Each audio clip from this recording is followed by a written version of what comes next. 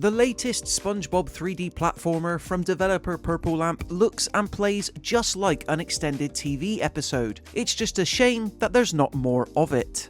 It's hauntingly delicious! Ugh, no thanks. It's all yours, buddy.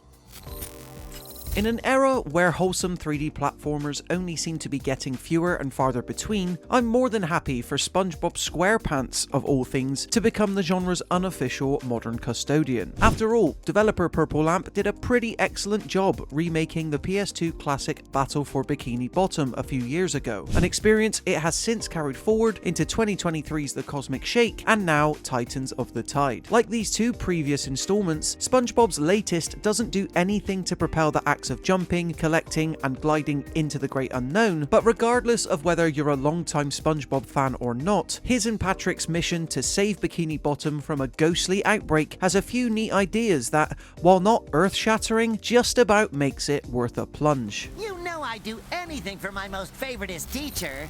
Whereas the Cosmic Shake made SpongeBob himself the sole playable character, jumping into several different themed Wish worlds, Titans of the Tide smartly decides to rein in the narrative scope a little. Events kick off when King Neptune and the Flying Dutchman share a squabble at the Krusty Krab, one that causes Bikini Bottom to become ravaged by a ghostly plague and several of its inhabitants to turn undead. One of the side effects also sees both SpongeBob and Patrick suddenly able to swap in and out of ghost form, leaving the other half of the dynamic duo to take on all kinds of platforming challenges while trying to prevent the two titular Titans from causing any more long-term damage. As far as stories go, I'd say Titans of the Tide does a decent job at feeling like an extended event episode of the TV show. It's no doubt helped by the fact that Tom Kenny, Clancy Brown, and others all return to voice their respective characters, and most have quite a bit to do during this otherwise fairly straightforward quest to find the highly coveted Golden Spatula. What gives Purple Lamp's third Bikini Bottom set platformer a bit more focus, however, is SpongeBob and Patrick's core relationship. Rather than grant players access to a wealth of familiar characters, each with their different movesets, during this 6-hour journey I really came to appreciate Titans of the Tide's emphasis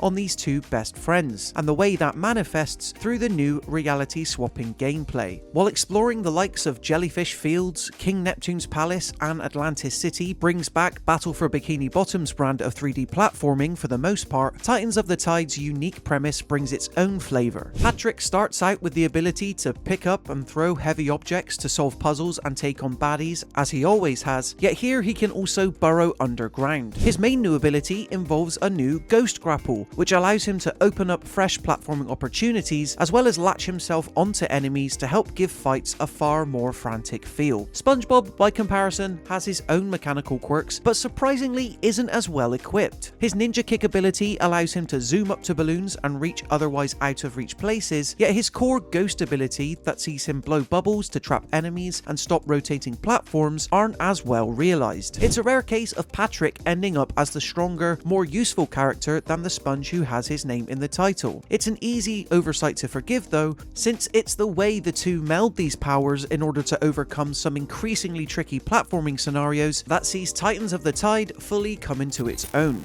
Sadly, the game taking roughly only 6 hours to complete ends up resulting in a lot of lost potential that negatively impacts Titans of the Tide's best parts. I don't necessarily need my family-friendly 3D platformers to be tens of hours long, yet there's simply not enough time here for the game's most promising platforming ideas to fully develop. Just when I started to get the hang of whipping down platforms as Patrick, switching to SpongeBob, ninja kicking to the next balloon and then swapping back to Patrick, to use an example, turns out the story was almost over. Other 3D platformers would use these mechanics to then build out better, more involved and sophisticated scenarios. Here though, Titans of the Tide is all too happy just to tease. Another weird choice was the entire Jellyfish Fields area, which, while fun to explore in and of itself, sees the narrative literally come to a screeching halt for an hour or so. Whereas the other areas push SpongeBob and Patrick's journey forward by bringing them closer to the device they need to defeat King Neptune and the Flying Dutchman, this whole location comes out of nowhere and feels more like a fun side mission centered on a hulked out Sandy. This might be a good excuse for a boss fight with cool visuals, but it's a shame that Jellyfish Fields couldn't have been worked into the plot much smoother. As it currently stands, the standoff with Sandy slows down the pacing and halts the momentum that had otherwise been building up pretty brilliantly.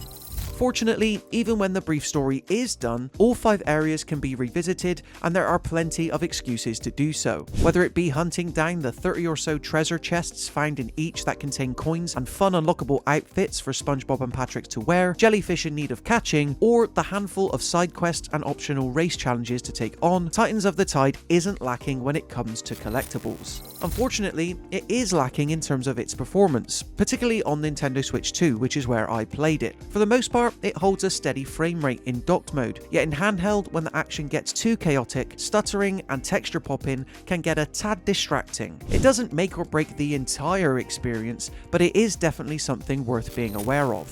SpongeBob SquarePants Titans of the Tide is yet another good, but not great, 3D platformer still trying to chase the nostalgic highs of Battle for Bikini Bottom. Thankfully, the focus on just 2 playable characters, the new ghostly theme, and the switching mechanics that both these elements allow for makes for some genuinely creative platforming challenges. It's just a shame that there's not enough time for any of these cool ideas to be built upon fully. This, combined with a fun but unnecessary chapter and some technical hitches on Switch 2, hold back Titans of the Tide from being the Nickelodeon icon's best outing yet. That said, if you're a SpongeBob veteran or someone just seeking a fun adventure for the family, there are times when Titans of the Tide is primed to make a splash. We at All Out Gaming give SpongeBob SquarePants Titans of the Tide a 3 out of 5.